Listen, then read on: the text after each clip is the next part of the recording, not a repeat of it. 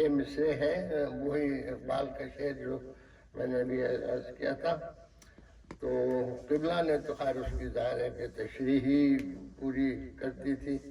اس میں بھی تھوڑا سا مختصر اس کا جائزہ ہے. تو یہ تاریخ کا منظر ہے اور 4 واقعات اس میں ایسے ہیں جو علامہ اقبال کے شعر پر صادق آتے ہیں. شکست عزا و لات و حبل سے تا امروز. کافی کا پر بھی غور کیجیے گا کہ شکست عزا لات و حبل سے تا امروز.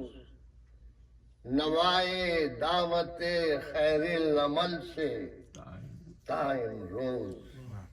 نوائے دعوت خیر العمل سے قدیر آ گئی اس میں. نوائے دعوت خیر العمل سے